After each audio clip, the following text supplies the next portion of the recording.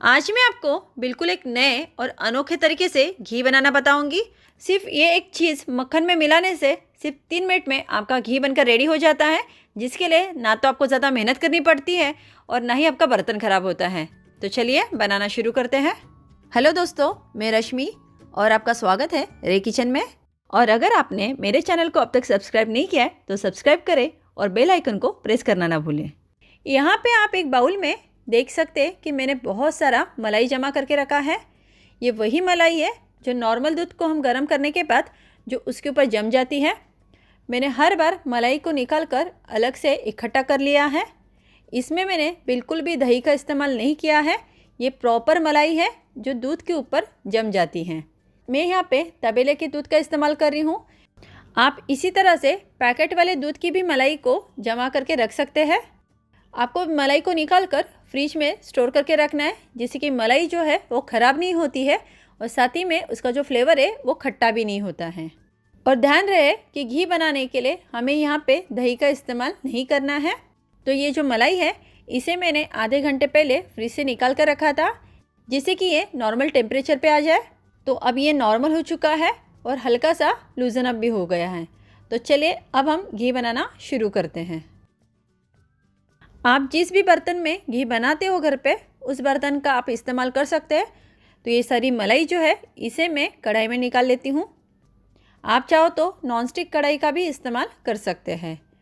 अक्सर जब भी हम कढ़ाई में घी बनाते हैं तो जो मलाई है वो जब घी बन जाती है तो उसके बाद कढ़ाई में चिपकने लगती है और जलने लगती है। बट आज मैं आपको जो तरीका बताऊँगी उससे आपका घी अच्छे से और आसानी से भी निकलेगा, साथ ही में ये कढ़ाई में चिपकेगा नहीं और जलेगा भी नहीं, और इसका जो टेस्ट है बहुत ही बढ़िया रहेगा। तो अब हम करेंगे कि मेरे पास इस तरह का विस्क है, इस तरह का स्पून है। आप चाहो तो ये नॉर्मल इस तरह का जो चम्मच होता है, इसे रवि भी कहते हैं, जो कि घोलने में इस्तेमाल की जाती है, इसका भी इस्तेमाल कर सकते हैं, या फिर नॉर्मल स्पून से भी इसे मिक्स कर सकते हैं। तो करना ये है कि लगातार 5 मिनट के लिए इसे हमें अच्छे से फेंटना है, जिससे कि इसका जो मक्खन है वो अलग होना स्टार्ट हो जाए। आप कोई भी दूध का इस्तेमाल कर सकते हैं।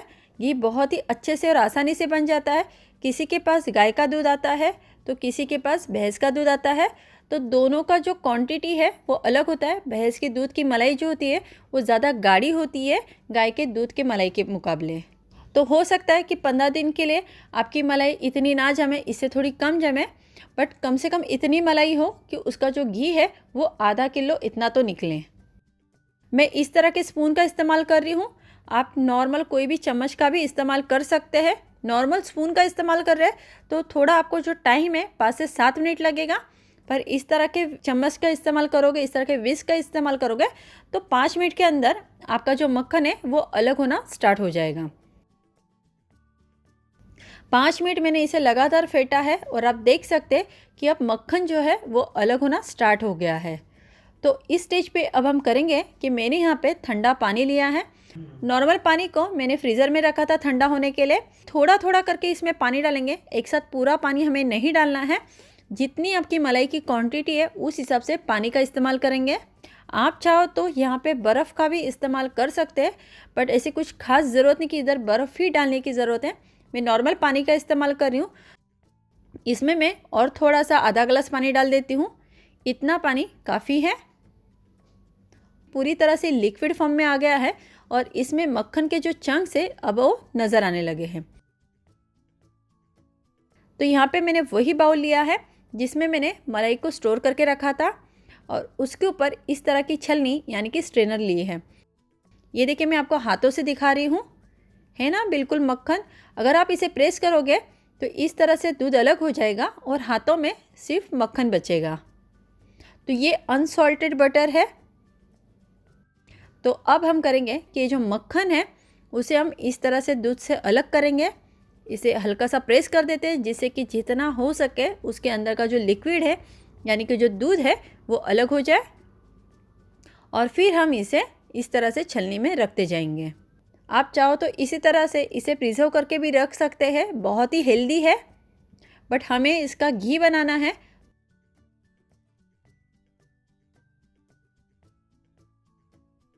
अब हम इसे छलनी में भी अच्छे से दबा देते हैं। जितना हो सके उतना हमें दूध को अलग करना है, क्योंकि हमें प्रॉपर मक्खन चाहिए, ना कि दूध चाहिए।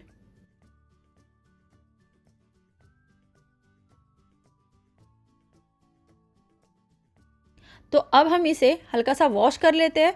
तो वॉश करने के लिए मैं वही पानी का इस्तेमाल कर रही हूँ जिसे मैंने ठंडा करके लिया था। इसे वॉश इसलिए करना है क्योंकि इसके अंदर जो स्मेल है वो चला जाएगा और एक अच्छा सा क्लीन मक्खन हमें मिलेगा।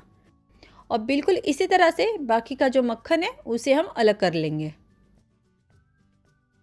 तो यहाँ पे आप देख सकते हैं कि मक्खन मैंने अलग कर लिया है। तो ये जो बचा हुआ दूध है इसे हम फेंकेंगे नहीं, ये बहुत ही हेल्दी है। तो इससे हम पनीर बनाने वाले हैं। आप सोचोगे कि इसमें से जितने भी मलाई है वो हमने पूरी निकाल ली है तो अब इसमें कुछ बचा नहीं है, तो ऐसा नहीं है, इससे भी बहुत ही बढ़िया पनीर बनेगा। तो फिलहाल अब हम घी बना लेते हैं और उसके बाद हम पनीर बनाएंगे। तो इसे हम अब साइड में रखते हैं। तो यहाँ पे मैंने वही कढ़ाई का इस्तेमाल किया है जिसमें हमने मलाई को अच्छे से फेंट लिया था। और कढ़ाई को अब हम गैस पे चढ़ा देते हैं और मक्खन को जो है वो पिघलने देते हैं। इस प्रोसेस से अगर आपने घी बनाया तो नॉर्मली जो घी बनाने के लिए समय लगता है, यानी कि जो टाइम लगता है बहुत सारा, वो नहीं लगेगा। विदिन 5 मिनट्स के अंदर आपका जो घी है बनकर रेडी हो जाएगा।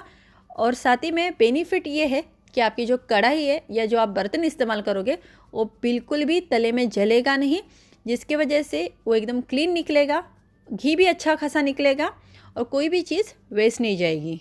तो ये देखिए धीरे धीरे हमारा जो मक्खन है वो पिघलने लगा है और वो घी में कन्वर्ट होने लगा है।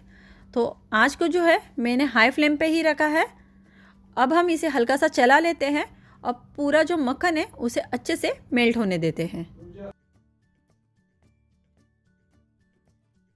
तो यहाँ पे मक्खन जो है पूरी तरह से पिघल गया है और आप देख सकते हैं कि इसमें अब मक्खन के छोटे छोटे कण नज़र आ रहे। तो हमारा मक्खन अच्छे से निकले तो इसके लिए यहाँ पे मैंने 2 बड़े चम्मच गेहूं का आटा लिया है। ये वही आटा है जिससे हम घर में रोटियां बनाते हैं। और देखिए जैसे ही आटा हमने घी में डाला है, घी का जो कलर और जो टेक्सचर है बिल्कुल चेंज हो गया है और इसमें से जो घी है तुरंत ही अलग होने लगा है। अब इसी तरह से इसे चलाते हुए हमें 2 से 3 मिनट के लिए और पकाना है, जब तक कि पूरी तरह से जो घी है वो अच्छे से अलग ना हो जाए। अगर आप फास्टिंग की कोई रेसिपी बना रहे हैं या व्रत के लिए जो भी आप घी का इस्तेमाल कर रहे हैं तो उसमें इस घी का इस्तेमाल ना करें, क्योंकि नॉर्मली व्रत में गेहूं का आटा और ऐसी चीज़ें खाई नहीं जाती हैं। तो आप बाकी की चीज़ों में इस घी का इस्तेमाल कर सकते हो। इसका टेस्ट प्रॉपर घी की तरह ही आता है और खाने में बहुत ही लाजवाब है। और साथ ही में इसमें कोई ऐसा सुगंध या ऐसा कोई ऑर्डर नहीं है जिसकी वजह से वो आपको अच्छा ना लगे। इसे बहुत ही अच्छी खुशबू भी मिलती है। तो देखिए इसे 3 मिनट हो गए हैं लगातार पकाते हुए। आप देख सकते हैं कि कढ़ाई में बिल्कुल भी घी जो है लगा नहीं है, यानी कि तले में जला हुआ नहीं है और आटा भी अच्छे से पकने के वजह से घी अलग अच्छे से होने लगा है। तो अब हम गैस को ऑफ कर देंगे और घी को जो है ठंडा होने देंगे। घी अब पूरी तरह से ठंडा हो गया है, तो चलिए अब हम इसे छान लेते हैं। घी जमाने के लिए मैंने इस तरह की बॉटल ली है। आप चाहो तो इस तरह का कांच का जार ले सकते हैं या कोई भी स्टील के बर्तन में घी को आप निकाल के रख सकते हैं। ये जाम की बॉटल है, अक्सर घर में सभी के पास अवेलेबल होती है जाम की बॉटल। जाम खाली होने के बाद मैंने इसे अच्छे से वॉश करके लिया है और आप देख सकते हैं कि ये पूरी तरह से अब सूखा हुआ है, यानी कि ड्राई है। और यहाँ पे मैंने इस तरह की छलनी ली है। नॉर्मली चाय छलने के लिए इस तरह की छलनी का इस्तेमाल करते हैं।